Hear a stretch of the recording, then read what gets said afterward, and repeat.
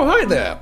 Well, you've seen everyone else's review of this. Not much. The real one. Cutie-Markless, aside from sounding like a perfect description of Sandra Bullock and Miss Congeniality, is actually not the collective name of the 92nd and 93rd episodes of MLPG4. No, for very odd reasons I can't be bothered recounting now, it's now called the Cutie Map, a much blander red herring of a title that completely shoots my Sandra Bullock joke in the foot, so whatever. It's Season 5, baby, and we're all so happy to see it. Well, those of us without unfinished reviews to get to. Critics have to be the only fans of this dross who are quietly wishing for it to be postponed or something, but that said, it's strangely nice to be watching a brand new pony show again, and Frabjous Day! I didn't instantly hate it.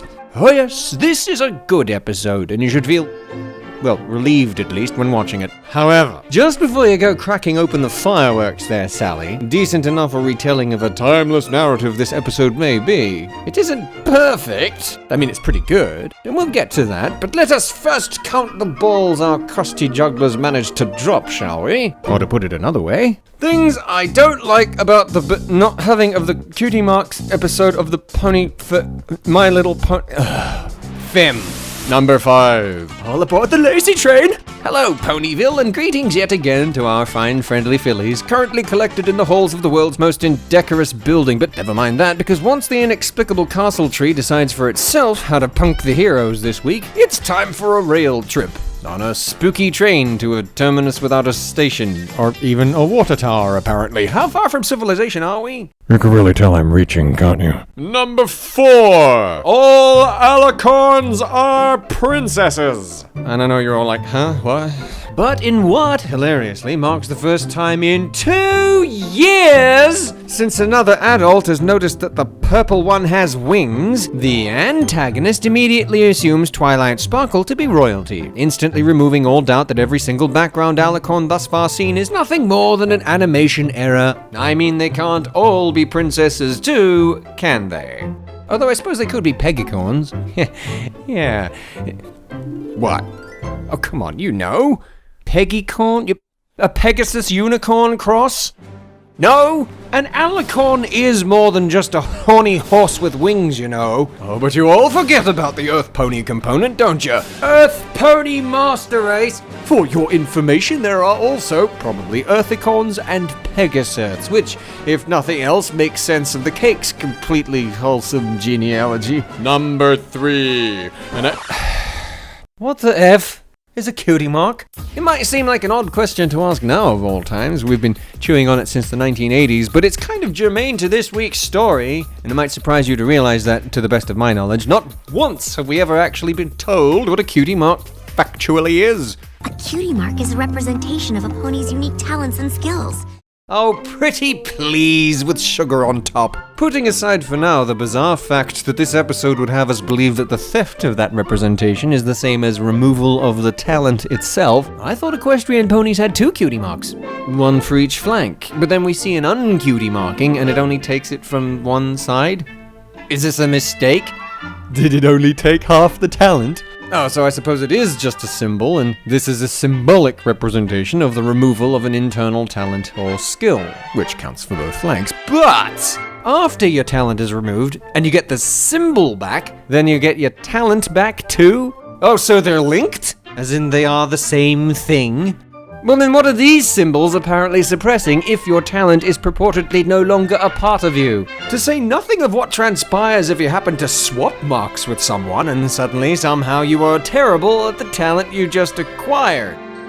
What? Oh, but hold on to your saddles, because then there are blank flanks. How does a character with a propensity for a certain something like, say, singing have any talent at it at all if they don't yet have a cutie mark?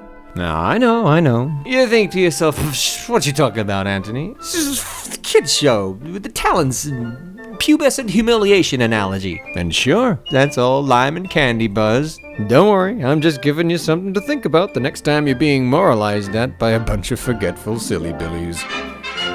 Number 2. Run, Fluttershy, run! Drama! And suddenly meek little Fluttershy finds herself in need of a theme tune as she's tasked with Shawshanking her way out of a chimney and on to rescue her friends. Now, I don't know about you, but when I watched this part, I was screaming at the telly, yes, run, Fluttershy, run! Oh, no, you're not running? Well, what? Okay, then, well, oh, yes, go get the cutie, no, forget the cutie marks, get that staff, that magic hexamajigger, bring it back to Twilight. Okay, yes, alright, so we only learned later that, spoilers, they can't move very fast under the curse of communism, and that Meadowbeard the Brookie One's magic staff is a complete crock. But there's my point, we learn that later. So does Fluttershy, so there's no reason she shouldn't try for those things now. And how much better would it have been if we'd learned here what kind of constraints they're under and how much of a flim-flam the bad gal's magic turns out to be? Oh, never mind. I'm just happy someone thought to remove Spike from the story when assumedly realizing that his mail delivery talents would have ended the episode very quickly. Number 1.5. Splash her. Splash her, Fluttershy. Come on, splash her. Anytime now. Splashy splash. She's right there. Splash her. Oh, splash her while she's not looking. One splash her, oh, finally! You had one job. Number 1. Oh, now your shield thingy works. Toward the end of the show, Twilight pulls off a protection spell that would have come in very handy during the second act. Okay, arguably Twilight was trying to do more than just guard herself in that scene and kind of got outmaneuvered by a very powerful spell, but that just raises further questions. like, for instance, What are you ponies doing? Waiting for an invitation? this is a rumble! Get in there! Fight! I mean, look, you notice how Rainbow Dashie rarely ever walks or sets foot on ground even when she probably should? Now, I've always figured that that's because she loves flying and is in constant training to do more of it. But now, oh no, you're right, just float there and watch your leader get fustigated. Pinkie Pie, help? Where are your super stealth skills now? No? Okay, what about you, AJ? Where are Bucky McGillicuddy and Kix McGee when you need them? I want to see some hoof-on-neck action. Gosh darn it. But no? Okay. What a trust of proactive go-getters. Clearly an inspiration to us all. That all being said, you can put away the knackering, Glamps Cletus. I'm really only complaining about the way this scene is shot. Or, animated. It's obvious what they were trying to get across, and if you excise this segment in your mind and replace it with one wherein Twi's friends try to help and are then maybe overpowered by the superior numbers, or perhaps Ms. Nightlight Flicker there surprises them all in a great big group gooping the way we see her do to the rest of the main six, then maybe the plot point of this scene can function, at least in our heads, instead of once again being forced to swallow the, sing it with me, complete neutering of a mighty alicorn princess while all her friends stand round and watch. Ugh. Well, there you have it. Now let's talk about the good stuff. Things I do like about the one where the cutie mark, they don't have the... shut up. Number 5. No stupid, poorly written, half-baked, lackluster, Deus Ex cop-out rocks to steal the hero's thunder. Yes, this series has been no stranger to the odd-faceted magic reset button, particularly as regards its season bookends. But not only is there no such thing to be had here, this episode seems to go right out of its way to quash any notion of some object getting in the way of our heroines actually having to use their brains to plan their way out of a bad situation.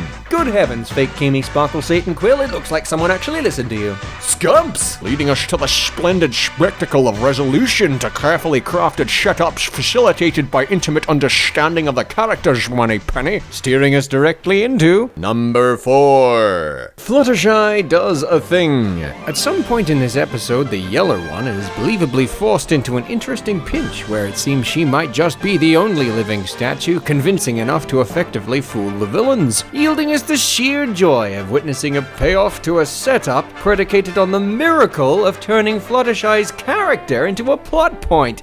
I can't even. All is forgiven, Hasbro. Have a cookie. Number 3. Stand back, every pony! Stand back, every pony! Stand back, every pony! Number 2, clever dialogue. Yeah, you heard me. While savvy references to Orwellian state smashing are always appreciated, it's the noises our mighty mares make with their mouth parts that really wins the Pulitzer here, and adding any more of my babble to it would just be overkill, so here are my favorite bits. Is your friendship ending? Are you crazy? We We'd never let a disagreement get in the way of food! Oh, even tweets don't make sense anymore. Even tweets don't make sense. This guy's a barrel of laughs. Laughs don't come in barrels. They come from inside you as your body's response to delight. In our town, we work as a team. You can't have a nightmare if you never dream. You can't have a nightmare if you never dream. Holy cow. Yes.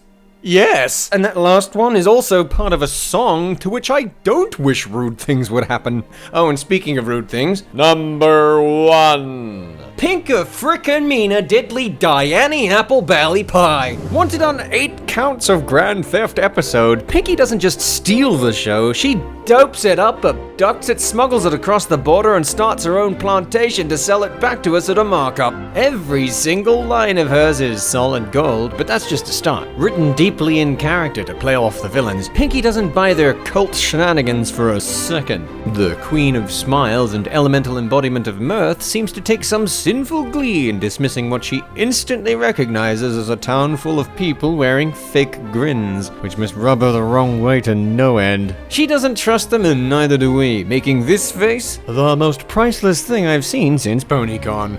Here, Pinkie is funny, supportive, useful, and never sings. And while I can't admit to finding this bit as hilarious as some people do, I can admit to it making a bit of sense in the show's grander continuity, which, if you've been hanging around me a while, you'll know is an immediate +1 modifier. Ah, top shelf, good shot. This might just be the best Pinkie Pie's ever been written. And if you disagree, then please feel free to try and fix my rusty deck chair with your earlobes. So there's a season 5 premiere for you. Not too shabby, I think. Here's hoping they can keep it up. Meanwhile, I just asked you a bunch of cool questions, so you have your homework this week. Till next time, I guess I'll just go back to making all that stuff I promised previously, whilst simultaneously wondering if anyone actually cares. Hey, everybody! Thrill me! Shout out to you, NTDC! We love you from BabsCon!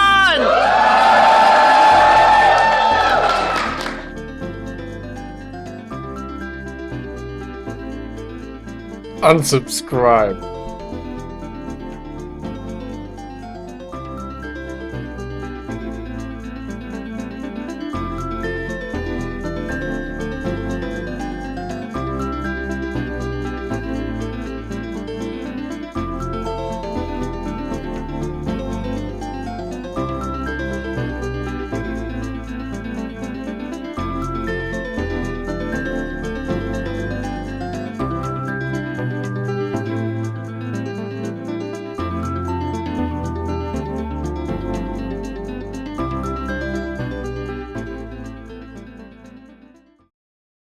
Okay, the line is, say what?